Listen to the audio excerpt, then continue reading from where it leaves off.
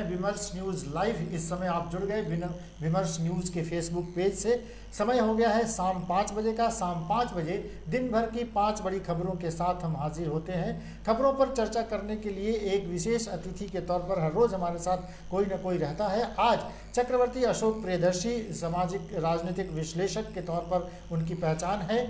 आज हमारे साथ चक्रवर्ती अशोक प्रियदर्शी खबरों पर चर्चा करने के लिए हमारे साथ है। आपका बहुत स्वागत विमर्श न्यूज़ में।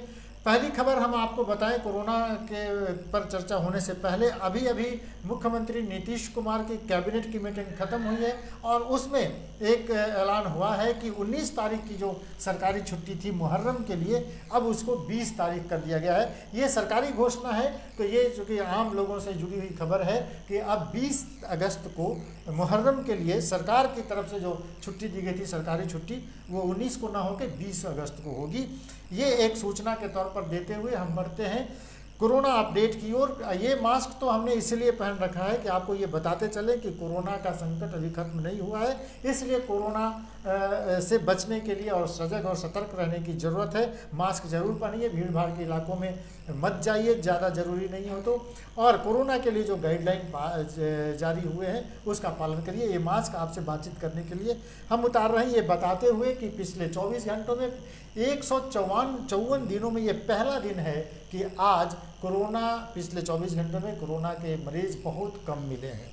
कल तो हम 36,000 की बात कर रहे थे, पिछले 24 घंटों में मात्र 24,900 कुछ मरीज मिले हैं। ये एक अच्छी राहत भरी खबर है। बिहार में पिछले 24 घंटे में मात्र 12 मरीज मिले हैं और वो जो एक्टिव केस थे बिहार में 300 से अधिक, वो घट के 212 हो गए हैं।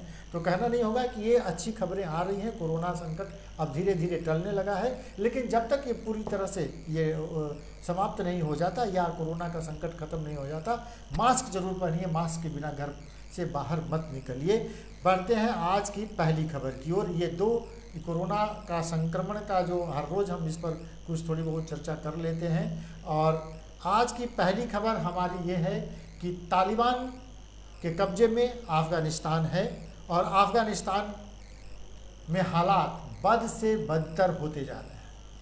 अभी थोड़ी देर पहले अब से हमारे देश के राजदूत जो अफ़गानिस्तान में थे, 120 यात्रियों को वहाँ के जो लोग थे जो अफ़गानिस्तान में फंसे हुए थे, 120 सरकारी कर्मचारी ऑफिसर और जो इंडियन लोग थे उनको लेकर एक जहाज़ अभी वापस आया है, एयरफोर्स का जहाज़। हमारे राजदूत रुदेंद्र टंडन उन्होंने कहा है कि C-17 एयरक्राफ्ट एयरपोर्ट से ये क्षमा करें वायुसेना का ये एयरक्राफ्ट जो है 120 लोगों को लेकर लौटा है। और हमारे राजदूत ने ये कहा है कि पूरी नज़र है हमारी और वहाँ एक एक भारतीय जो लोग भी हैं, पहले तो ये कहा गया था कि सिखों और हिंदुओं को वहाँ से लेकर आएंगे, लेकिन अभी राजदूत कह रहे हैं कि जो भी भारतीय वहाँ हैं सबसे उनकी बातचीत हो रही है और सबके संपर्क में है, एक एक व्यक्ति पर उनकी नज़र है। हर कोई जो वहाँ से लौटना चाहता है उन सबको हम लेकर आएंगे। भारत सरकार इसके लिए पूरी तैयारी कर चुकी है। कल चूँकि एयरपोर्ट पर अफरा तफरी था और उड़ानों को रद्द कर दिया गया था, इसलिए एयरफोर्स का एक ही जहाज़ जो जा सका C-17 और उसमें 120 लोग वापस आ गए हैं इंडिया और लोगों को निकालने की तैयारी चल रही है। उधर रूस के बीच क्षमा करें, रूस में जो बैठक हुई तालिबान के मसले पर, रूस ने ये साफ कर दिया है कि वो तालिबान से बातचीत करना चाहते हैं। चीन ने भी कह दिया है कि वो तालिबान से बातचीत करना। अभी टर्की ने तालिबान की बात को सही ठहराते हुए टर्की ने भी खुशी जाहिर की है कि तालिबान अब जिस रुख पर है तालिबान, उनका ये कहना है कि तालिबान बदल रहा है और उसका वो स्वागत करते हैं। तो टर्की ने भी उसका स्वागत किया। कल रात को 1:30 बजे जो बाइडेन जो अमेरिका के राष्ट्रपति हैं, उन्होंने अपने संबोधन में कहा कि अमेरिका को इसके लिए दोषी ठहराना ठीक नहीं है, क्योंकि उन्होंने अफ़गानिस्तान को बनाने में अपने 20 साल गंवाए हैं। उन्होंने कहा कि 3 लाख से ज़्यादा सैनिक हमने खड़े किए और अंतिम समय में जब जनता को बचाने की बात थी तो वहाँ के राष्ट्रपति भाग गए। तो अशरफ गनी को ये सवाल पूछना चाहिए, अशरफ गनी से ये सवाल पूछा जाना चाहिए। कुल मिलाकर हालात बद से बदतर होते जा रहे हैं। लोग बदहवासी में इधर से उधर भाग रहे हैं। अधिकांश लोग उस देश को छोड़कर जाना चाहते हैं। कल तो आपने तस्वीरें भी देखी कि किस तरह से अफगानिस्तान के ये एक वायुसेना के एयरक्राफ्ट में जबरन लोग चढ़ गए और कई लोग बाद में उड़ान, जब वो जहाज़ उड़ चुकी थी और उसके बाद नीचे गिरते गए। 3 लोगों की मौत कही जा रही है, जो तस्वीरें कैमरा में शूट कर लिया गया। लेकिन जहाज़ के डायने पर 20 से ज़्यादा लोग बैठे थे। ये हम कह सकते हैं कि उसमें शायद ही कोई बचा हो, पर ये स्थिति है आज भी एयरपोर्ट पर। वहाँ पर हालांकि एयरपोर्ट को अब खाली करा दिया गया है। 10,000 से ज़्यादा लोग एयरपोर्ट के बाहर अभी भी हंगामा कर रहे हैं और लोग वहाँ से निकलना चाहते हैं। ये पूरी स्थिति पर हमारी नज़र है और विमर्श न्यूज़ ने भी इस पूरी खबर को बहुत ध्यान से देखा है और उसमें हमने कई अपने वेबसाइट पर अच्छी अच्छी खबरें भी डाली हैं। चक्रवर्ती अशोक प्रियदर्शी, हम उनसे बातचीत करेंगे कि अफ़गानिस्तान के जो हालात हैं और भारत से जो अब अफ़गानिस्तान ने ये तालिबान ने तो कह दिया कि भारत से हम रिश्ता बनाना चाहते हैं, अच्छा रिश्ता, भारत ने हमारे लिए बहुत काम किया है अफ़गानिस्तान को बनाने के लिए, उसकी वो सराहना भी की। लेकिन क्या ये तालिबान बदल रहा है? आपको लग रहा है कि भारत के लिए कोई खतरा नहीं है? नहीं, उसके उलट कि तालिबान हो या आपको नेपाल में जब माओवादी सत्ता शेयर कर रहे थे तो उस समय उनको ये मालूम है, जो सत्ता में जाने लगता है उनको मालूम होता है कि इंटरनेशनल एजेंसियां जो हैं महत्वपूर्ण होती हैं उनके सस्टेन करने, पावर में रहने के लिए। और अगर पावर उनको मजबूती से मिल रहा है तो एक तरफ उनके जो कुत्सित छद्म इरादे हैं वो रहते हैं जो उनके मन में रहते हैं, दूसरी तरफ उनका एक फेस होता है सत्ता में होने का, तो उसमें से ये सब बातें कही जा रही हैं। और जब पावर के नज़दीक आ गए थे तब से ये कही जा रही हैं। तो वो अपने माने रिवर्स तो होता है। अमेरिका ने अब्राहम लिंकन के समय दास प्रथा को ख़त्म किया, तो जहाज़ों में अफ्रीकन लोगों को पकड़ करके और 4.5 फीट की जगह में उनको रख के लाते थे, उसी में वो सफ़र भर जहाज़ में शौच भी करते थे, उसी में खाते थे जानवरों की तरह। तो वहाँ दास प्रथा खत्म हो गई। लेकिन तालिबान में दुर्योग यह है कि अफ़गानिस्तान बदला था और बदलता गया था। अफ़गानिस्तान ही नहीं बल्कि मिस्र, सीरिया, तुर्की, इन सब देशों में बदलाव आए थे और उन्होंने भाषा, कल्चर, उसकी वर्जना को तोड़ा था। ये नहीं है कि उन्होंने पश्चिमी सभ्यता को अख्तियार कर लिया था। वो इस्लाम को मानते थे, वो शादी की प्रथाओं के बारे में उनके अंदर से रिफॉर्म हुए। 3 तलाक की प्रथा आपको तुर्की में शुरू हुई थी और बाद में वहाँ उसको बदला भी किया, ख़त्म भी किया, लेकिन शुरू वहीं से हुआ था वहाँ की परिस्थिति में। उसके विस्तार में हम नहीं जाएंगे। तो बदला तो यहाँ उल्टा है, यहाँ उलट बदल हो रहा है, पलट बदल हो रहा है। वो कुछ कौशन महिलाओं के लिए बोल के कहते हैं कि फिर हमको उनके जीवन में दखल नहीं देना है। और उसी समय अफ़गानिस्तान की दिल्ली में रहने वाली जो महिलाएं हैं वो कितने अच्छे ढंग से कह रही थी कि हमारे कपड़े पर वो कंट्रोल करेंगे, इतनी ही बात नहीं है, वो पूरा विमेन फॉक के दिमाग पर हमला करेंगे, कमज़ोर करेंगे।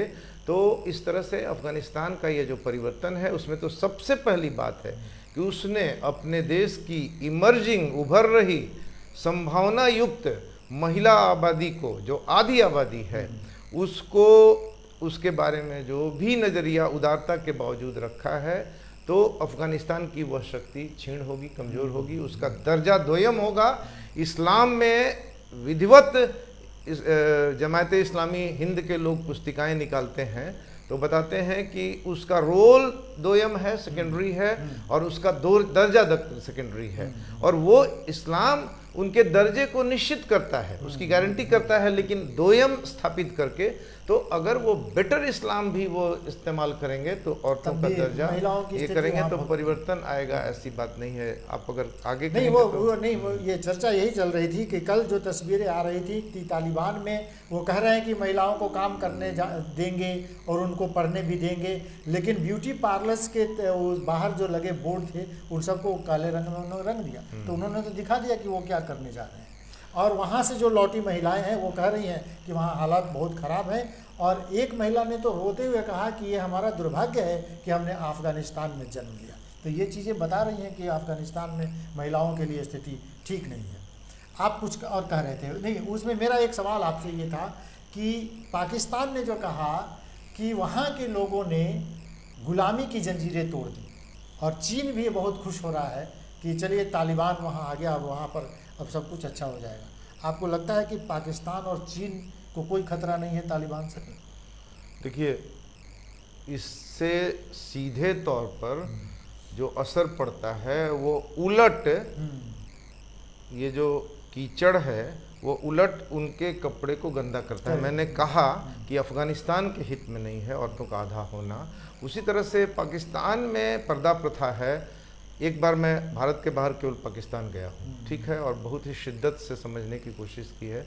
पर्दा प्रथा है, लेकिन औरतों ने तरक्की की है, औरतों ने अपने अधिकार के लिए लड़ा है और प्राप्त हुआ है, नोबेल पुरस्कार मिला है। नोबेल पुरस्कार का मिलना इस बात की वानगी है कि लड़कियों को स्कूल में नहीं जाने देने की जो कोशिश थी उसको लड़कियों ने चैलेंज किया और समाज से समर्थन मिला है।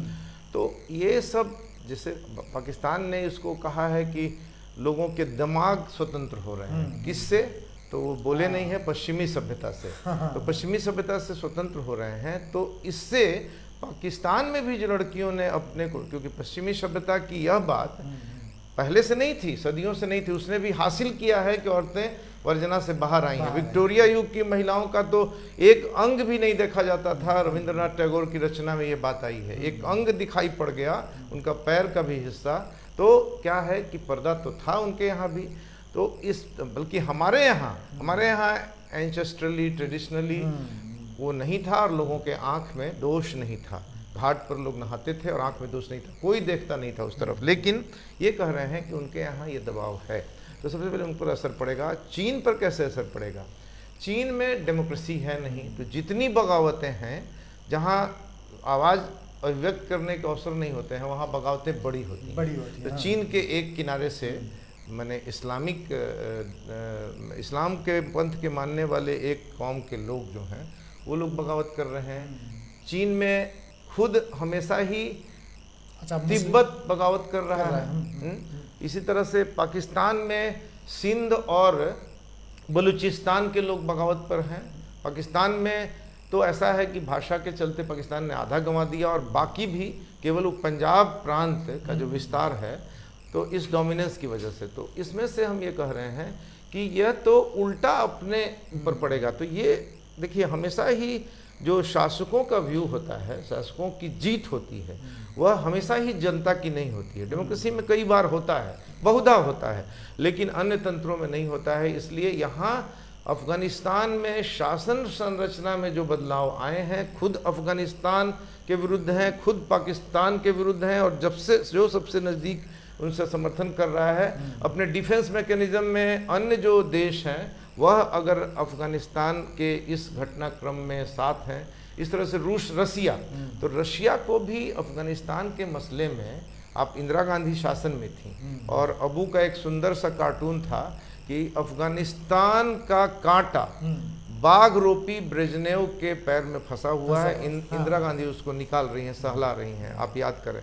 तो ब्रेजनेव के ज़माने में, गोर्बाचेव के पहले, अफगानिस्तान में हस्तक्षेप किया था रशिया ने, और अमेरिका ने उसके पहले तालिबानी शक्तियों और फंडामेंटलिस्ट लोगों को बढ़ा करके जो हालत पैदा हो गई थी, उसमें से एक स्पेस मिला। तो माना गया कि वहाँ एक प्रोग्रेसिव कम्युनिस्ट रिजीम कायम हुआ, जो कि था नहीं। ये मैंने कम्युनिस्ट इंटरनेशनलिज्म का अपरूप था, विभ्रंश था कि फिर अफगानिस्तान में रशिया का कंट्रोल हो गया। तो मैं थोड़े विस्तार में चला गया। मैं ये कहना चाहता हूँ, आपकी जगह पर लौट रहा हूँ, और वो जो ब्यूटी पार्लर की बात आई है, तो देखिए आप इसको समझिए कि पाकिस्तान में औरतें घर में होती हैं, बाहर निकलती हैं, और उसके अंदर वो फ्री हैं। ठीक है, बच्चे आते हैं, नेक्स्ट जनरेशन के लोग आते हैं, लेकिन सड़क पर जब आएंगी तो क्रॉस रोड में, कॉलोनी में देखिएगा कि यहाँ से वहाँ तक इशारा हो जाएगा कि औरतें बाहर जा रही हैं, तो मर्द नहीं दिखेंगे, खाली हो जाएगा।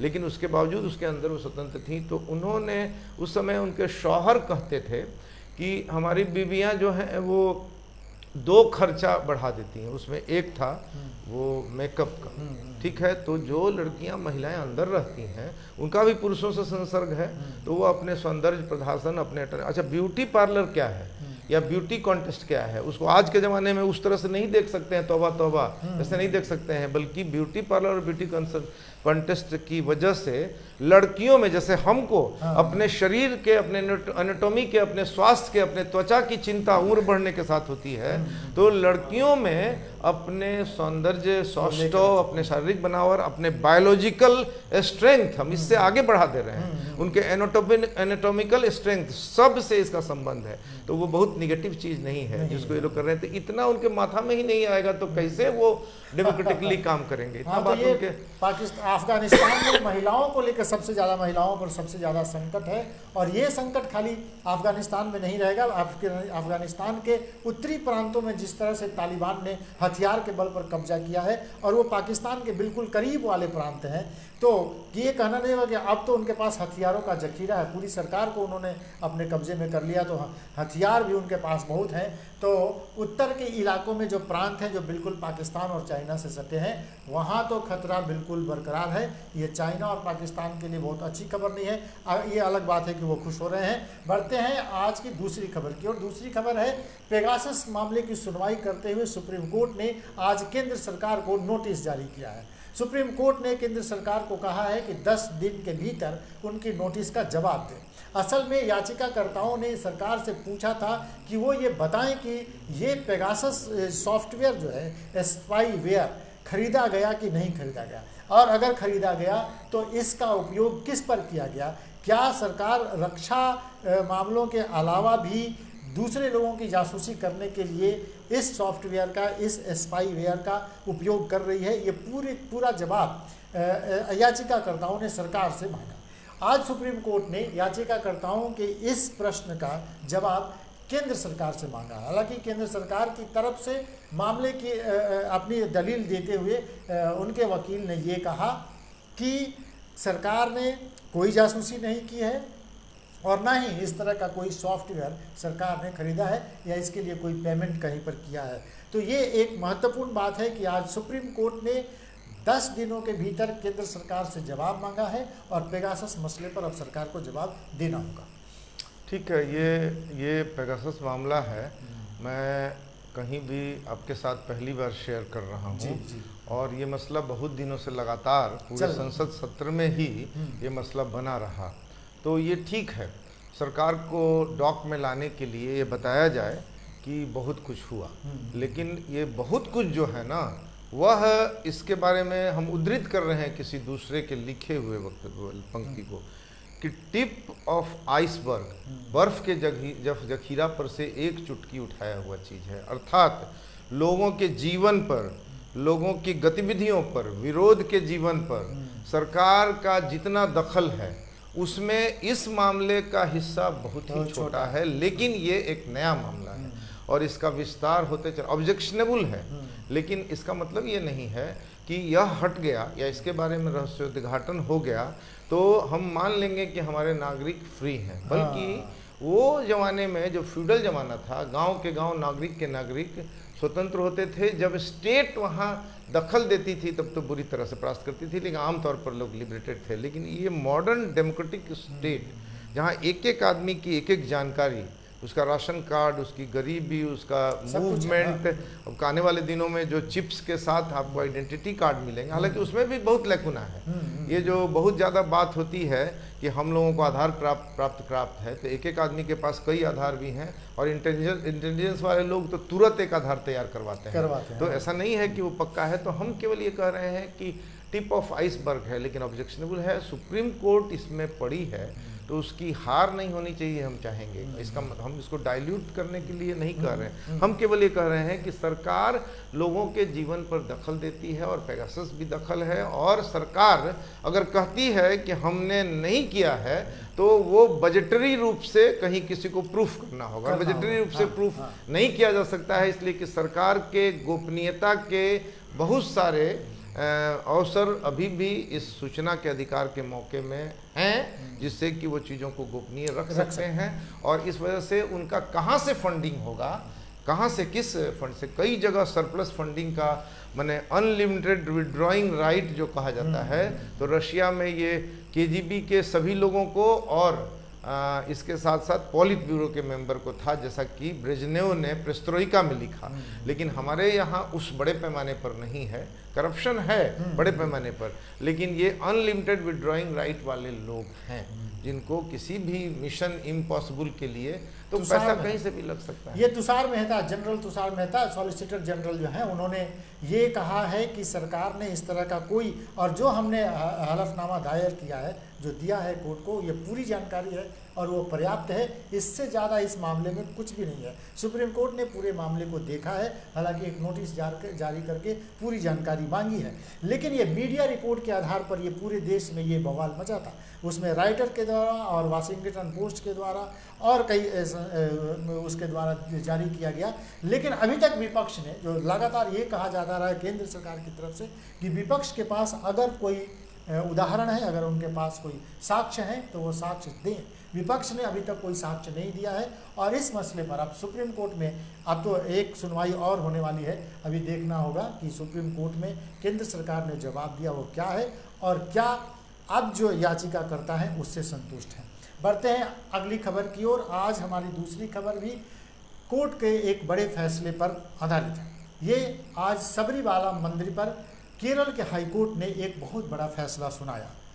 एक 9 साल की बच्ची ने याचिका दायर की थी केरल हाईकोर्ट में कि उसे अभी मंदिर में दर्शन करने दिया जाए, नहीं तो अब वो 4 दशक के बाद मंदिर में जा पाएगी, यानी 40 सालों के बाद वो जा पाएगी। तो इस मसले पर, इस याचिका पर केरल हाईकोर्ट ने सुनवाई करते हुए ये फैसला सुनाया कि 10 साल से कम उम्र की जितनी लड़कियां हैं, अगर वो मंदिर जाना चाहती हैं तो अपने पिता के साथ, उन्होंने ये भी कहा कि कोरोना का जो गाइडलाइन है उसका पालन करते हुए वो अपने पिता के साथ वो लड़कियां मंदिर में जा सकती हैं और दर्शन कर सकती हैं। ये पूरा मामला आपको, ये बहुत दिनों से ये मामला चल रहा है। सबरीमाला 800 साल पुराना है मंदिर। वहाँ मान्यता ये है कि रजोश्वला स्त्रियां जो हैं उनको नहीं जाना चाहिए, क्योंकि अयप्पा स्वामी जो हैं वो ब्रह्मचारी हैं और उससे उनको परेशानी होती है। तो इसके कारण से वहाँ पर यंग लेडीज़ का जाना मना था। लेकिन अब हाईकोर्ट ने, केरल हाईकोर्ट ने ये फैसला सुनाया है कि 10 साल से कम उम्र की लड़कियाँ अपने पिता के साथ मंदिर में जा सकती हैं, दर्शन कर सकती हैं। आप केरल के कोर्ट के इस फैसले को किस तरह से देखिए? मैंने जहाँ कुछ नहीं है, जहाँ अधिकार नहीं है, वहाँ ये अधिकार दिया जाना इसी बात को उजागर करता है कि अधिकार नहीं है। नहीं। ठीक है, इससे उजागर होता है। ऐसे फैसले जब होते हैं, जैसे चर्च में एक छत के नीचे महिलाओं को आने की इजाज़त एक समय दे दी गई, तो उसके पहले हम लोग जब जाते थे एक्टिविस्ट के तौर पर, तो वो कहते थे कि सब ठीक है, वाहिनी के लोग अच्छे हैं, लेकिन लड़कियां रात में अलग रहेंगी। ठीक है, तो इस तरह से जिस दिन ये दे दिया गया उस दिन पूरी दुनिया को पता चला कि चर्च का ये कानून था। तो ये जो मंदिर है, अब देखिए ऐसे समझिए, बहुत तिखी बात समझिए कि विवेकानंद किसी तरह का छूट पाएँ महिलाओं के बारे में, तो विवेकानंद की पूरी छवि जो है अगर पता चल गया कि ऐसा उपा रहे थे तो कितना बड़ा धब्बा होगा। आज तक ये धब्बा मिट नहीं रहा है बुद्ध पर से। जब वैशाली की नगर वधु ने जाकर के कहा कि आपके यहाँ महिलाएं क्यों नहीं गणिका होंगी, और बुद्ध को उस समय कुछ अनुत्तरित होना पड़ा, कुछ उदार होना पड़ा। तो अब ये मंदिर इन सारे लांछनों के साथ है। वहाँ के जो स्वामी जी हैं, तो मैं नहीं जानता हूँ, मैं उस पर ज़्यादा नहीं कहूँगा, धार्मिक मसला है, लेकिन हमारे बोधगया शंकराचार्य मठ में जो लोग थे, हर मठ के कचहरियों पर, वो वहाँ विवाहित थे, यहाँ ब्रह्मचारी थे और यहाँ रखैल संस्कृति चलाते थे। ठीक है, तो अब ये भी बात है कि उस सबरीमाला मंदिर के प्रति केरल के लोगों की भावना है, आस्था है। तब ये बच्ची जो है वहाँ जाना चाहती है, उसकी तीव्र भावना है, ये बात जाहिर होता है। इसलिए उस मंदिर का मैं अवमानना तो नहीं कर सकता हूँ, नहीं करूँगा, लेकिन मैं इतना ज़रूर कहना चाहता हूँ कि ये जो अधिकार मिला है अच्छा है। चूँकि अगर हम लोगों को पूरी ज़मीन की जगह पर अपने रहने की 3 डेसिमल ज़मीन का अधिकार मिल जाता है, तो हम कहते हैं कि ले लीजिए लैंड मूवमेंट में। तो ये अधिकार अगर कुछ बच्ची को मिला है तो उसका विस्तार हो इस विश के साथ हम इसका समर्थन और स्वागत करते हैं। चलिए, इस फैसले का स्वागत जरूर होना चाहिए। 9 साल की एक बच्ची ने एक अर्जी डाली थी कि अब तो उसको मंदिर में दर्शन कर लेने दिया जाए, नहीं तो अब तो उसको 40 साल के बाद दर्शन करने को मिलेगा। हम आपको बताते चले कि ज्योतिष परप्पन गड़ी उन्नी कृष्णन, उन्होंने कहा था कि मंदिर में स्थापित अयप्पा अपनी ताकत खो रहे हैं, वह नाराज हैं और मंदिर में किसी युवा महिला ने कहीं ना कहीं कोई महिला प्रवेश की थी और इसी पर वहाँ एक फिल्म अभिनेता, कन्नड़ फिल्म के एक्टर थे प्रभाकर, उनकी पत्नी जयमाला ने ये माना कि हाँ मैं गई थी और मैंने अयप्पा की मूर्ति को छुआ था। और उसके बाद से अयप्पा माने अयप्पा को विष्णु के ही अवतार के रूप में देखा जाता है। तो अयप्पा नाराज हैं और वो ब्रह्मचारी हैं, इसलिए वहाँ यंग लेडीज़ का जाना मना था।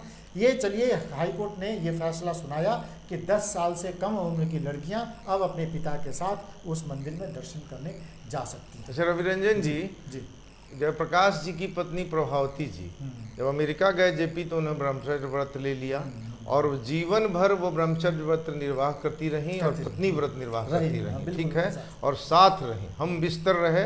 और क्लासिकल भाषण मैंने जयप्रकाश जी का सुना है श्रीनगर सीवान के इसमें अपने पत्नी के बारे में याद करते हुए। तो चलिए, ये उनके ब्रह्मचारी होने और उनके छुआ जाने के बारे में हमारे मन में जो बात है मैंने आपसे कह दिया। चलिए, इस मंदिर में लोगों की एक बड़ी आस्था है और ये सबरीमाला मंदिर को लेकर एक विवाद बहुत दिनों से खड़ा है। आज केरल हाईकोर्ट के इस फैसले से कुछ थोड़ा बदलाव तो जरूर होगा। अब वहाँ 10 साल से कम उम्र की लड़कियाँ वहाँ दर्शन करने जा सकती हैं।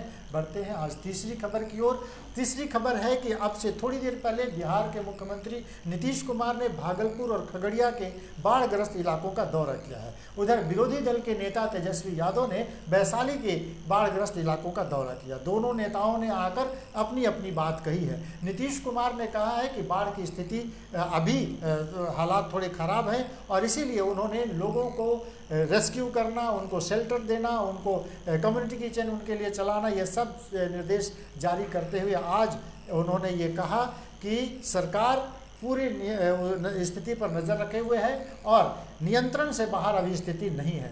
ये एक अच्छी खबर ये है कि बक्सर से लेकर और पटना तक गंगा के जलस्तर में जो तेज़ी से बढ़ोतरी हो रही थी वो पिछले 2 दिनों से स्थिर है। हम कह सकते हैं कि 10 से 20 सेंटीमीटर उसमें थोड़ी कमी भी आई है, वो घटा है। लेकिन पटना के नज़दीक बख्तियारपुर नेशनल हाईवे पर गंगा का पानी चढ़ गया। ये परसों तक नहीं चढ़ा था, ये कल पानी चढ़ गया और वहाँ आवाजाही अब रुक गया है। तो ये कहना होगा कि गंगा और उसकी सहायक नदियां तबाही तो मचा ही रही हैं। उत्तर बिहार में चूँकि नेपाल की तराई में पिछले दिनों हुई लगातार बारिश के कारण उत्तर बिहार की तमाम नदियां भी उफान मार रही हैं। कोसी नदी के अलावा कमला बलान, बागमती, लखनदेई और उसके साथ जो पहाड़ी नदियां होती हैं सब उफान पर हैं और बिहार के 500 से ज़्यादा प्रखंड इस समय बाढ़ की चपेट में है। और कहना नहीं होगा कि राज्य सरकार की मुश्किलें बढ़ी हुई हैं। हालांकि नीतीश कुमार अभी अभी खगड़िया और भागलपुर के दौरे से लौटकर आए हैं और उन्होंने कहा है कि स्थिति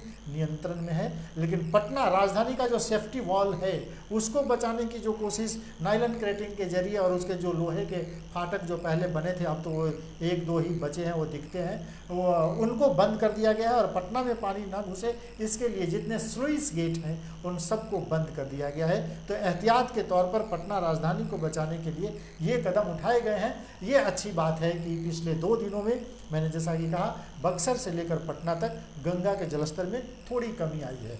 आप इस खबर को कैसे देख रहे हैं? बाढ़ तो है विभीषिका, ये बिहार में हर साल बाढ़ आती है और लोग तबाह बर्बाद होते हैं। देखिए, इसमें कुछ बातें हैं। पहली बात एक लाइन में कि बाढ़ ही है जो नीतीश जी ने अपने जो चुनौतियां उनको मिल रही थी तो वो सड़क पर आने लगे।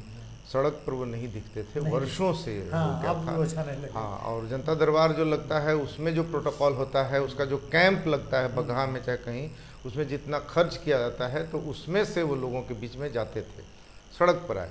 दूसरी बात इसमें कि ये वो बात नहीं है इनका हेलीकॉप्टर से घूमना। जो 2008 में मनमोहन सिंह का एक हेलीकॉप्टर दौरा हुआ था, 2008 के कोशी के टूटे, जिसको आपने बहुत विस्तार से कवर किया था रविरंजन जी। आपने उसमें पायनियर 1000 करोड़ का ऐलान किया था कि मैंने हम दे रहे हैं। वही कह रहा हूँ कि पायनियर काम आपने किया था उस समस्या को ले जाने का। लेकिन वह आप इसलिए कर सके, मेरा ख्याल है कि आपका इंस्टीट्यूशन का ध्यान गया। बाढ़ हर साल बिहार में आता है तो विकास में किसी की दिलचस्पी नहीं होती है, वो एक रूटीन कार्यक्रम होता है। उस साल गया था। तो मनमोहन सिंह के चले जाने से जो सीरियसनेस आया, तो राहत एजेंसियों में भी सीरियसनेस आया। हम लोगों ने मुझे पहले 7 लाख और 4 लाख 11 लाख मिल गया और इंटीग्रिटी के साथ उसका वितरण किया गया। नीतीश कुमार से लोग नाराज थे। बाढ़ उसी तरह से आया था जैसे उसके पहले आया था, जिस लापरवाही की वजह से वहाँ फाटक हाँ, पर तो टूटना, खतरनाक सेम, हाँ, वो त्राहिमाम संदेश 60 संदेश में गुम हो गए। अब चीफ मिनिस्टर के यहाँ भी 60 संदेश रोज आते हैं और तब भी वहाँ कोई सिस्टम नहीं हो, ये उजागर हो गया कि त्राहिमाम संदेश देखने का भी कोई सिस्टम चीफ मिनिस्टर ऑफिस में नहीं है। जबकि चीफ मिनिस्टर ऑफिस में कई IAS अधिकारी रखे जाते हैं। प्राइम मिनिस्टर ऑफिस पावरफुल होता है और सभी मंत्रालयों से ऊपर legal power chief minister office का होता है। जो फाइल चीफ मिनिस्टर ऑफिस में मंगा लिया जाता है उस पर फिर वो विभाग चुप रहता है, उसकी कुछ बोल ही नहीं पाता है। तो ये हुआ था। लेकिन राहत का वितरण जब हुआ तो उसमें DN Gautam director general police थे, तो उन्होंने जलदस्युओं को कॉशन दिया था कि खबरदार आपको पताल से खोज के निकालेंगे। वो मैंने देखा, बहुत लैप्सेस थे, लेकिन मैंने देखा कि राहत वितरण जो है उसमें लूट मार करने वाले जो क्रिमिनल फोर्स हैं वो अस्तबल में चले गए थे। तो इस बार जो बाढ़ है, इस बाढ़ में नीतीश कुमार सड़क पर आ रहे हैं, हेलीकॉप्टर से घूमना शुरू किया था उन्होंने, ठीक है। तो उसका तो कुछ इम्प्लीकेशन होगा, इसलिए कि मैं ये कहता हूँ कि बिहार में कुछ भी करना है तो कोई कहे अगर बढ़िया डॉक्टर कि हम सुधार नहीं सकते हैं, हेल्थ सिस्टम अकेले कर सकते हैं जब तक मिनिस्टर नहीं हो। तो मैं कहता हूं कि मिनिस्टर होने से आप कुछ नहीं, एक विभाग में भी नहीं कर पाए। जब तक चीफ मिनिस्टर नहीं हो और जब तक MLAs का आपको समर्थन नहीं हो, तब तक कुछ फंडामेंटल आप सुधार नहीं सकते हैं। तो चीफ मिनिस्टर को अभी जो मैंडेट प्राप्त है और जो चैलेंज उनको मिल रहा है, कई तरह की कहानियाँ झूठी और सच्ची। जैसे एक कहानी झूठी है कि भाजपा उनको सेबोटेज करना चाहता है। भाजपा अभी क्रूशियल दौर में है। अभी उत्तर प्रदेश का चुनाव है जिसको वो जीतना है और जीतने के बाद वो 2024 के बाद की भी कहानी का अरमान है। तो अरमान के साथ वो मूर्खता शायद नहीं करता। और ये कहानियाँ चल रही हैं। मैं सब कहानी पर कौआ कान ले गया तो अपना कान देखूं कि, तो कहानी में कान दिख रहा है कि है अपनी जगह पर, ये सरकार चल रही है। फिर भी जो झूठी सच्ची बातें हो रही थी उसमें से नीतीश कुमार को सड़क पर आने से focus, media focus, people's focus मिला और कुछ सफलताएं भी मिली। लेकिन इसका भी दूसरा पहलू यही है कि ये यही न जाहिर करता है कि आपके पास प्रिपेयर्डनेस नहीं है, आपकी तैयारी नहीं है बाढ़ के बारे में, जो कि घोषित धीरे जल गंगा में तो आपको मोहाने नदी की तरह एक बार पानी नहीं बढ़ जाएगा। गंगा में तो एक किलोमीटर पर 1 मीटर की दूरी गंगा में है, 1 मीटर का तल नीचे होता है। तो वो धीरे धीरे स्लॉप है, तो पानी आएगा तो चलेगा तो धीरे धीरे बढ़ता चला जाएगा। एक बार की फुफकार मारता हुआ पानी नहीं आएगा, बशर्ते कि बाढ़ तोड़ के शहर में नहीं आ जाए तब। तो इस तरह से ये बताया हुआ चीज़ था, प्रॉब्लम था। बारिश हो रही थी, उसके 1 घंटे के अंदर आपको दक्षिण भारत में, दक्षिण बिहार में और मध्य प्रदेश के बेतवा नदी में ये पानी आया तो 1 घंटे के अंदर पटना नहीं पहुंच गया। उसको अपनी गति से, तूफान को भी वक्त लगता है आने में। और इस बार तो मानसून के पहले 2 तूफान आ गए थे और उसके कारण भी बारिश होने लगी थी। तो इसमें प्रिपेयर्डनेस का अभाव जाहिर होता है और अगर हम लोग उसमें से बच गए तो इनकी भूमिका भी जाहिर होती है। जो मैंने गड्ढे वो खोदे हैं उस गड्ढों से वो हमें बचा लें। तो इसमें मैंने ये दोनों बात जाहिर होता है कि गड्ढे उन्होंने खोदे थे और यह भी जाहिर होता है कि उन्होंने बचा लिया। तो नीतीश कुमार को हम इस तरह से देखिए, हम एकदम प्रतिपक्ष की तरह मेरे मन में बात बनती ही नहीं है। इसलिए अब जैसे एक बात कि कम्युनिटी किचन, तो जब मैंने सुना एक जगह भी कि अच्छा खाना मिलता है, बढ़िया खाना मिलता है, 3 टाइम हम लोग चले आते हैं, तो ये पिछली बार बरसात में मैंने सुना था कुछ केंद्र पर। तो अगर ये कम्युनिटी किचन का भी चलाने का धीरे धीरे एक सिस्टम बना चुके हों और जहाँ बाढ़ आया है और पानी उतर जाने वाला है वहाँ कम्युनिटी किचन से लोगों को बचा रहे हों, और राहत का जो पैकेज है वो तो ऑलरेडी कोरोना की वजह से सभी जो राशनधारी हैं उनको अभी नवंबर तक मिलना है। तो वैसी स्थिति में मतलब चलिए, हम उस दुरावह स्थिति को नहीं जानते हैं, स्टूडियो में हम लोग डिस्कशन नहीं कर सकते हैं, हम सूखा क्षेत्र के इलाके हैं। एक और फैक्ट कि ये जो 500 ब्लॉक में बाढ़ आया, ये everyone likes a good drought, ये पी साईनाथ की पंक्ति है, कंक्लूजन है। तो ये एवरीवन लाइक्स 534 ब्लॉक में से 500 ब्लॉक में बाढ़ है, बाढ़ है। ये ब्यूरोक्रेसी को पसंद आएगा, नौकरशाही को पसंद आएगा। मैं इस पर डाउट करता हूँ। निश्चित तौर पर गया जिला में भी बारिश हुआ, निश्चित तौर पर ऊंचे प्रदेशों में भी बारिश हुई और वहाँ पानी, दक्षिण बिहार की नदियाँ जो उफनी और पानी घुसा, ये सब हुआ, लेकिन वो सब शॉर्ट टर्म चीज़ था, उसने बहुत तबाही नहीं मचाई थी। तो 500 ब्लॉक में बाढ़ है, ये अगर फिगर है वो 487 बता रहे हैं, 487 ठीक है, तो 534 हैं, 534 ब्लॉक हैं। हम 534 में से 399 को उत्क्रमित प्राइमरी हेल्थ सेंटर बनाया गया है। इसको बहुत ध्यान में लेते हैं कि वहाँ कम से कम 30 बेड तो है, उसको इम्प्रूव करो, उसमें ऑक्सीजन दो और उसको सुपर स्पेशलिटी हौसला बनता है। तो अगर ये है कि 534 ब्लॉक में बाढ़ है और इनके पास उसके लिए प्रोग्राम है, जानकारी है, तो हौसला इस स्टेट का, वेलफेयर स्टेट का, जो लोगों के जीवन पर कंट्रोल करती है, इसके प्रति हौसला बनता है। लेकिन बात वो होगी नहीं मेरे ख्याल से, इसमें फैक्चुअल डिस्टॉर्शन। चलिए, बिहार में बाढ़ की स्थिति अभी है और गंगा डरा रही है अभी भी। बक्सर से लेकर पटना तक गंगा का जलस्तर पिछले दिनों बहुत तेजी से बढ़ा। हम आपको ये बता दें कि दीघा घाट जो शमशान घाट है उस पर पानी है और बांस घाट पर भी पानी है। सड़क पर सोनपुर जाने वाली जो सड़क है वहाँ दीघा घाट पर सड़क पर लोग शवों को जला रहे हैं। स्थिति ये है, लोगों को डर है कि पानी कहीं शहर में न घुस जाए, लेकिन अभी तक हालात पर नियंत्रण है। और ये जो खबर आई है कि अब गंगा का जलस्तर धीरे धीरे घटने लगा है, लेकिन उसके साथ मौसम विभाग ने आज 5 जिलों के लिए, उसमें पटना, नालंदा, भोजपुर, बक्सर, ये सब जिले शामिल हैं, उसमें ऑरेंज अलर्ट जारी किया है कि अगले 24 घंटों में तेज़ बारिश हो सकती है। तो अगर एक बार फिर बारिश हो गई तो ये मुश्किल और बढ़ जाएगी। बढ़ते हैं अगली खबर की ओर। आज की खबर हमारी, उसके पहले एक राजनीति की दिलचस्प खबर ले लेते हैं, उसके बाद हम आखिरी खबर की ओर चलेंगे। बिहार में जगदानंद सिंह जो राजद के प्रदेश अध्यक्ष हैं, पिछले कुछ दिनों से नाराज चल रहे हैं। उन्होंने कहा कि उनकी तबीयत ठीक नहीं, इसलिए दफ्तर नहीं जा रहे, लेकिन इस जग जाहिर है कि तेज प्रताप के व्यवहार से वो दुखी हैं और ऑफिस नहीं जा रहे हैं। ये एक अलग बात है। महत्वपूर्ण बात है कि बिहार की सभी पार्टियां उन पार्टियों को उनको लेकर सबका प्यार उमड़ रहा है। जीतन राम मांझी ने ऑफर किया, आप हमारे यहाँ आ जाइए, आपको बहुत सम्मान मिलेगा। उधर उपेंद्र कुशवाहा जो जदयू के संसदीय बोर्ड के अध्यक्ष हैं और इस समय पार्टी में अपनी एक हैसियत रख रहे हैं, उपेंद्र कुशवाहा ने कहा कि जगता बाबू की पूरी स्थिति पर हम नज़र रखे हुए हैं और उनके मान सम्मान की रक्षा के लिए हम तत्पर हैं। अगर उनको है तो वो जदयू में आ जाए, उनको यहाँ बहुत सम्मान मिलेगा।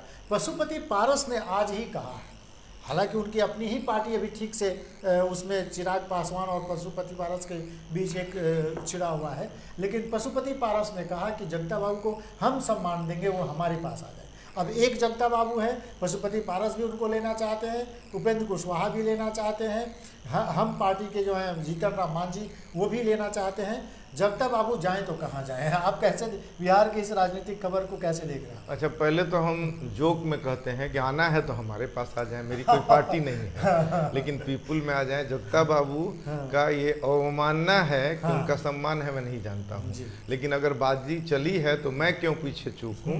मैं और अपने मित्र पंकज जी की तरफ से, मैं जैसे रघुवंश बाबू के बारे में हम थे तो उनको पार्टी छोड़ देनी चाहिए, और उस समय हम लोग बिहार मिशन 243 पर काम कर रहे थे, तो हम लोग चाहते थे कि रघुवंश बाबू आ जाए, लेकिन वो बीमार ही रहे। तो जगता बाबू एक कद्दावर नेता हैं और उनकी पार्टी में कुछ कद्दावर नेता हैं, ठीक है, वर्षों से हैं, सॉफ्ट स्पोकन हैं और वो लालू जी के एजेंडा को बहुत ही मृदुलता से भी चलाते हैं। यही इस पार्टी की खूबी है। उनके पास दिल्ली में प्रवक्ता हैं, अच्छे प्रवक्ता हैं, राज्यसभा में, उसकी पार्टी की खूबी है। लेकिन हम आपको बता दें कि मेरी जानकारी में उनका दिल्ली वाले राज्यसभा सदस्य का नाम है संजय झा, नहीं उनका नाम मनोज झा। हाँ, मनोज झा को छोड़ के, मनोज झा बहुत एल्डर नहीं है, इसलिए मनोज झा को छोड़ के कोई भी कद्दावर नेता तेजस्वी के दरबार में जाता है, ऐसा नहीं है, ठीक है। ये बात नहीं है कि जगता बाबू पर हम लोग कुछ खबरें डेवलप कर रही हैं तो हम लोग उस पर चिल्लाना शुरू करें। मैं ये अच्छी तरह से जानता हूँ, इन पार्टियों के अंदर जो बातें चलती हैं तो सब अपना अच्छा और दूसरे का बुरा बताते हैं, इसमें सबका बुरा मालूम रहता है। इनके यहाँ कोई नहीं जाता है, तेजस्वी के यहाँ नहीं जाता है, तेज प्रताप से के चलते ही नहीं, क्योंकि ऐसा नहीं है कि अगर बढ़िया ट्वीट करते हैं और अपने मैंने टेलीविज़न फेस करते करते उसमें आर्टिकुलेशन एक आ गया है तेजस्वी में, और उनको मैंडेट भी था जनता का, मैंने चुनाव के दरमियान देखा। ऐसा नहीं है कि हम करें, तब भी वह लालू प्रसाद नहीं है। लालू प्रसाद सेल्फ मेड थे, और तब भी हम लोग क्रिटिक थे कि वो बड़ी आकांक्षा जनता पाली और वो कितना उसको छोटा कर दिए। तो ये लोग छोटे लोग हैं, इनके यहाँ इनकी पार्टी के भी कद्दावर नेता नहीं जाते हैं। और जगदानंद अब्दुल बारी सिद्दीकी, रामचंद्र पूर्वे, जगदानंद सिंह और ये ऐसे कई नाम हैं जो आरजेडी में जो कद्दावर नेता हैं। और ये ठीक ही आप कह रहे हैं कि ये लोग पार्टी में और इन लोगों पर वो शायद ही ध्यान देते होंगे। तेजस्वी यादव को लालू प्रसाद यादव प्रमोट करना चाहते हैं, उनके परिवार के भीतर ही अब तेज प्रताप यादव एक अलग लड़ाई अपने पिता से लड़ रहे हैं। मीसा भारती भी लड़ रहे हैं कि उनको भी उत्तराधिकार का एक हिस्सा उनको भी मिलना चाहिए। तो ये उनकी पार्टी के भीतर है। राजद के लिए मुश्किल ज़्यादा है, और सभी पार्टियां तो जगता बाबू को निमंत्रण दे ही रही हैं। बढ़ते हैं अगली खबर की ओर। मीसा भारती को तो होगा ही। देखिए, मीसा भारती को हम जब लालू प्रसाद पहली बार जब पशुपालन घोटाले में इंट्रोगेशन हुआ था, तो उस समय हम लालू प्रसाद जी के यहाँ एक अरविंद अंजुम के ह्यूमन राइट के इशू को लेकर के गए थे, और मीसा भारती को अपने कैंपस के जो उस हिस्से में जो पारिवारिक हिस्सा नहीं है, पब्लिक जाती है, जिस तरह से इंटरवेन करते देखा, तो वो उस समय ये लोग उसके कई साल बाद तक, उसके 10 साल बाद तक ये लोग क्रिकेट खेल रहे थे, बढ़िया मोटरसाइकिल खरीद बेच रहे थे, ठीक है, और इनके पास पैसा था, इनके नाम पर संपत्तियां थीं शुरू से ही, ये बात है। तो वो मीसा भारती निश्चित तौर पर दावेदार होंगी। उनकी माँ और लालू प्रसाद यादव, उनकी इनके साथ कोई प्रतिस्पर्धा नहीं है, उनका मैंने पूरा निर्मल आशीर्वाद है। ये दोनों भी राजनेता हैं, दोनों कद्दावर हैं। एक जमाने के बाद राबड़ी देवी ने भी अपना कद प्राप्त किया था, उनको आज हम केवल निरक्षर महिला वो थी, तब तो वो देश और राज्य का अपमान था जब उस तरह से किचन से लाके उनको बनाया गया, लेकिन बाद में धीरे धीरे उन्होंने भी अर्जित किया था अपनी प्रतिष्ठा। जी, वो दखल देती थी। तो चलिए आज की ये अगली खबर की ओर बढ़ते हैं। वो आखिरी खबर होगी। आईसीसी ने आज ही T20 विश्व कप 2021 के शेड्यूल जारी कर दिया। उसका शेड्यूल जारी हो गया है, और टूर्नामेंट में पहला मैच 17 अक्टूबर को खेला जाएगा। 7 दिन के बाद, माने 17 अक्टूबर के बाद 24 तारीख को भारत और पाकिस्तान के बीच मुकाबला होना है। विराट कोहली की टीम जो है बाबर आजम की पाकिस्तान की टीम के साथ सुपर 12 के एक ही ग्रुप में दोनों टीमें हैं, पाकिस्तान और भारत दोनों एक ग्रुप में हैं। तो बहुत ही दिलचस्प मैच 24 अक्टूबर को होने वाला है। आईसीसी ने T20 का ये जो जारी कर दिया है, उसके साथ जोड़ते हुए एक खबर हम बता दें कि इंग्लैंड में हर बार हार जाने वाली भारतीय टीम इस बार कमाल कर रही है, और टेस्ट मैच की सीरीज में भारत 1-0 से आगे चल रहा है। कल विराट कोहली की टीम ने इंग्लैंड को 120 रनों से हराकर टेस्ट मैच पर कब्जा कर लिया। तो क्रिकेट भारत के जन जन का वो खेल है, सब पसंद करते हैं, और आईसीसी T20 तो एक खास उसका एक उत्साह उमंग रहता है। तो उसके लिए शेड्यूल जारी हो गया है। 17 अक्टूबर को पहला मैच खेला जाएगा, 24 अक्टूबर को भारत और पाकिस्तान का मुकाबला हो। ये तो एक माने अगर आपकी रुचि हो क्रिकेट में तो आप कुछ नहीं, खेल होना चाहिए। जैसे मैं ब्यूटी कॉन्टेस्ट को लड़कियों के एनाटॉमी के सेंस से जोड़ करके देखता हूँ अपने को, उस तरह से खेल जो है वो लोगों को यूथ यंग बनाए रहता है। अब क्रिकेट खेल जरा डल था, जिसको T20 ने ये कर दिया, गतिमान बना दिया, ठीक है। तो दोनों खेल होना चाहिए, और खेलों की तरफ देख को झुकना चाहिए। हम इस मौके का उपयोग इस रूप में लेते हैं कि आप एक दिन, हमने आपको सुना था कहते हुए कि कोइलवर के किनारे प्रतिभा निकल सकती है। तो जहाँ कोइलवर में सीताराम शास्त्री को मैं स्मरण करता हूँ कि बिहार आते थे, वो झारखंड के आइडलुगर थे, ठीक है। वो खुद आदिवासी नहीं थे, झारखंडी नहीं थे, वो तेलुगु ब्राह्मण थे और शुरू से जमशेदपुर में रहे थे, लेकिन वो एकदम कमिटेड थे, मतलब ट्राइबल उभार के प्रति। तो सीताराम शास्त्री ने मुझसे कहा कि प्रियदर्शी 2 काम बहुत इंपॉर्टेंट करना है। उस ज़माने में था, अभी उसमें से एक काम बच गया है कि करने का उतना नहीं है सरकार को, कि वो क्या है कि एक बढ़िया इंजीनियरिंग कॉलेज बनाना है, अपना आत्मविश्वास बढ़ना चाहिए, सब बच्चे बाहर पढ़ते, एक भी बनना चाहिए। और दूसरा कि सोन नदी से एक विश्व स्तर का तैराक बनना चाहिए। इतना 2 लाइन की पंक्ति थी जिसको मैं ज़्यादा लाइन में आपके सामने कहना पड़ रहा है। तो उसके बाद मैं सहारा के एक मित्र के साथ रिविलगंज में बात कर रहा था कि सहारा तुमको पैसा देता है खेलों के लिए, तो तुम क्यों नहीं रिविलगंज में सरयू के किनारे, वो तो सोन है, सरयू के किनारे एक बना देते हो, ऐसा चीज़ बनवा देते हो जिससे कि वो तैरने वाले जो लड़के हैं उसमें से चुना जाए और चुन करके उनको तरनताल के कंडीशन में ला करके तैराया जाए। वो आसान कंडीशन होता है, गति होती है, नदी के करंट में जो तैर लिया वो तरनताल में। तो हम इसका हम क्रिकेट से के बहाने कर रहे हैं। एक बात और है कि क्रिकेट जब महाराष्ट्र में सूखा पड़ा था और बम्बई में क्रिकेट हो रहा था, उस समय भी एक चर्चा में मैंने यही कहा था कि क्रिकेट होना चाहिए, इसलिए कि क्रिकेट बंद कर देने से वहाँ के सूखा पर असर नहीं पड़ेगा। क्रिकेट कमेटी को ये कह दीजिए कि वो मतलब 4000 बॉगियाँ समुद्र का खारा पानी को साफ करके मीठा करके पहुंचा दे सूखा इलाका में उसके, लेकिन क्रिकेट मत रुकवाइए, क्रिकेट में लोगों को रहने दीजिए। अच्छा रवि जी, आप तो समाप्त करेंगे, मुझे अफगानिस्तान पर 1 मिनट और। बिल्कुल बिल्कुल, अफगानिस्तान की हालात तो बद से बदतर होते जा रहे हैं और हर रोज़ हर पल वहाँ कुछ नया डेवलपमेंट हो रहा है। तो तालिबान के जो राष्ट्रपति अभी जो घोषित किए गए तालिबान की तरफ से अफगानिस्तान के राष्ट्रपति, वो शरिया कानून के लिए जो वहाँ पर सुप्रीम कोर्ट चलता था उस कोर्ट के चीफ जस्टिस रह चुके हैं। तो उनके आने से कितने हालात बदलेंगे जिनको शरिया कानून को ही लागू करना है। आप कुछ कह रहे थे उस पर? मैं केवल ये कह रहा था कि जे वाइडन या जो वाइडन जो कहें, मतलब शॉर्ट फॉर्म में कहेंगे तो जे वाइडन, तो जे वाइडन या जो वाइडन अमेरिका के राष्ट्रपति ये जो कह रहे थे केवल एक अपना एक बचाव कर रहे थे। वो कह रहे थे कि इसमें हमारा क्या है, वो आप तो उनका तो है कि उन्होंने अमेरिका को न रिप्रेजेंट करते हैं, अमेरिकी जनता नहीं, अमेरिकी शासक जिम्मेवार हैं कि वो पर्यावरण के संरक्षक देश के रूप में क्लेम करते हैं। पर्यावरण को तोड़ के जो प्रोडक्ट जाता है उसको भी अमेरिका कहता है कि बैन करेंगे, नहीं खरीदेंगे, और चाइल्ड लेबर से बना हुआ चीज, तो मानवाधिकार का पर्यावरण का वो संरक्षक देश बनता है। उस देश ने एक ओसामा बिन लादेन को खोजने के लिए जो पाकिस्तान में दुबका हुआ था, एक एक गुफा और कंदराओं में बम्बार्डिंग किया, इतना बड़ा इलाका का पूरा निसर्ग समाप्त कर दिया। आज जो हम लोग बहुत चीज फेस कर रहे हैं वो ग्लोबल वार्मिंग कहते हैं। तो ग्लोबल वार्मिंग क्या केवल एसी से हुआ है कि इस तरह से बम्बार्डे से हुआ है? एक हिरोशिमा नागासाकी में एक बम का क्या इम्पैक्ट पड़ा था? तो इन्होंने एक एक कंदराओं को, गुफाओं को बम से उड़ाया। तो वो तालिबान के लोगों ने जो एक बुद्ध की प्रतिमाओं को उड़ाया, उससे कई गुना निर्मम क्राइम था, जिस पर वर्ल्ड कम्युनिटी उतना नहीं बोला था, हमारा ध्यान नहीं गया।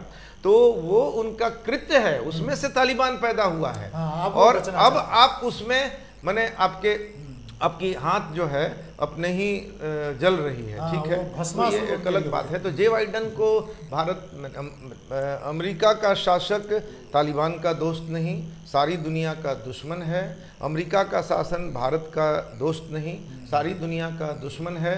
अमेरिका का शासक पाकिस्तान का दोस्त नहीं, सारी दुनिया का दुश्मन है। आज अमेरिका के शासक को चीन के मुकाबले अपना दोस्त बनाने की मजबूरी अगर हमारी हो गई है, तो इस स्थिति को हम इंजॉय नहीं करेंगे, इसका शौक ही हमको रहेगा। ये जो बाइडन ने देर रात हालांकि उस समय उनके यहाँ 10 बज रहे होंगे, 1:45 पर उन्होंने भाषण देना शुरू किया, संबोधित किया उन्होंने अपने देश को, और ये कहा कि इसके लिए अमेरिका को दोषी ठहराना ठीक नहीं है। वो कह रहे थे कि अशरफ गनी से सवाल पूछे जाने चाहिए, जिनको हमने इतनी बड़ी सेना दी थी, इतने हथियार दिए थे, और उनको अपने देश की रक्षा खुद करनी चाहिए थी, लेकिन वो बिना लड़े ही वहाँ से भाग गए। प्रियदर्शी जी इसी पर चर्चा कर रहे थे। एक खबर वो पढ़ते हुए हम आज के इस खबरों के सिलसिले को ख़त्म करेंगे कि नाम बदलने का सिलसिला उत्तर प्रदेश में बहुत तेज़ी से चल रहा है, और फिर एक बड़े शहर का नाम बदलने का ऐलान हो गया है। अब अलीगढ़ का नाम हरिगढ़ होगा। ये प्रस्ताव वहाँ के जिला पंचायत के कार्यक्रम में प्रस्ताव पारित हुआ और अब उसको सरकार ने मान लिया है। तो अब अलीगढ़ का नाम हरिगढ़ होगा, और वहाँ एक मैनपुरा है, मैनपुरा का भी मयन ऋषि के नाम पर उसके नाम को भी बदलने का प्रस्ताव पारित हो गया है। तो ये एक बहुत उत्तर प्रदेश से ये खबर आ रही है कि अब अलीगढ़ का नाम बदलकर हरिगढ़ कर दिया जाएगा, और मैनपुरा को अब मयन ऋषि के नाम पर उसका नाम बदला जाएगा। ये आप इस पर कुछ कहना चाहेंगे? हाँ हाँ, देखिए हम यहाँ भी वैसे ही बख्तियारपुर का नाम बदल करके गंगपुर कर दिया जाए, पहले कह देते हैं। हाँ, क्योंकि बख्तियारपुर का नाम रख करके कोई हरिपुर कर दे, हाँ, ये इसका हमको डर है, समझ गए ना। ये कोई सेंस नहीं हुआ, नहीं, ये कोई सेंस नहीं हुआ। भारतवर्ष में हिंदू रहते हैं, हाँ। हिंदू सनातनी हैं कि नहीं उस पर कुछ डिबेट है, मैं उतना ज्ञान नहीं रखता हिस्ट्री में, लेकिन हिंदू रहते हैं। वो पहले हिंदू नहीं कहे जाते थे, लेकिन ये इस खूबी को रखते थे कि वो दुनिया भर के धर्मावलंबियों को यहाँ स्वागत करते थे, वहाँ संश्रय देते थे, ठीक है, जो आए जो यहाँ के। हाँ, और वो एसाइलम देते थे। भाई यहूदियों के लिए तो ये उनको एसाइलम की जरूरत थी, कहीं जगह पर संश्रय की, तो भारत में मिला उनको, ठीक है। तो उस देश में नाम को इस्लामिक बना देना ये ठीक नहीं है। तो चलिए, ये थी आज की दिन भर की 5 बड़ी खबरें। उसके बीच में कुछ खबरें, जैसा कि मैंने आपको पहले भी बताया कि आज बिहार कैबिनेट ने ये फैसला लिया कि मुहर्रम की छुट्टी अब 19 को नहीं होगी, 20 तारीख को होगी, और ये अलीगढ़ का नाम बदल के हरिगढ़ हो गया। ये 1-2 खबरें हम लोग बातचीत में, चर्चा में इसको हमने शामिल किया। कल शाम को 5 बजे दिन भर की 5 बड़ी खबरों के साथ फिर हम हाजिर हो जाएंगे। देखते रहिए विमर्श न्यूज़ लाइव। हमारे चैनल को, यूट्यूब चैनल को आप सब्सक्राइब कीजिए, और अगर आपने इसे सब्सक्राइब नहीं किया तुरंत सब्सक्राइब कीजिए। उसके बगल में जो बेल आइकन है उसे दबाइए। हमारे वेबसाइट पर भी ये vimersnewslive.com पर जाकर आप अच्छी अच्छी खबरें पढ़ सकते हैं। तो ज़रूर देखिए विमर्श न्यूज़ लाइव, और शाम को 5 बजे फेसबुक लाइव से ज़रूर जुड़िए। अपने कमेंट बॉक्स में अपना कमेंट लिखिएगा तो हमारा उत्साहवर्धन होगा। दीजिए इजाज़त कल तक के अच्छा लिए। रवि रंजन जी, ये जो कई लोग शिकायत करते हैं, हम आपके मैंने 5 बजे वाला देर से भी यूट्यूब पर आता है तो ज़रूर देख लेते हैं, ज़्यादातर बाहर रहे तब भी। तो कई लोग शिकायत करते हैं कि इसको सब्सक्राइब नहीं कर पा रहे हैं, हाँ। उसमें कैसे होगा, क्या होगा। तो वो मैंने सब्सक्राइब करें कह देने से जो बहुत ही हमारे जैसे लोग हैं, उनका काम नहीं चलता है। मेरे फ़ोन का तो किसी ने कर दिया था, ठीक है। तो आप क्या मैंने ये जो दुविधा एक तो है कि हमारी खबरों का जो हम आपको अगर लिंक भेजते हैं, कोई हमारा लिंक जो है, आप www.vimersnewslive.com पर जाइए और वहाँ पर विमर्श न्यूज़ की खबरें हैं। उसमें जो आप लिंक जो नीचे दिया हुआ है, उस लिंक के नीचे आप जाएंगे तो उसमें रेड कलर से सब्सक्राइब लिखा हुआ है, उसको आपको सब्सक्राइब करना है। उसके बगल में जो बेल आइकन है उसको दबाना है। बेल आइकन दबाने से ये होगा कि आपको हमारा नोटिफिकेशन बार बार मिलता रहेगा, जो भी खबरें हम डालेंगे वो आपको मिलता रहेगा। तो ये काम अगर आपने अभी तक आपने सब्सक्राइब नहीं किया है तो उसे ज़रूर सब्सक्राइब कीजिए। कल तक के लिए दीजिए इजाज़त, नमस्कार।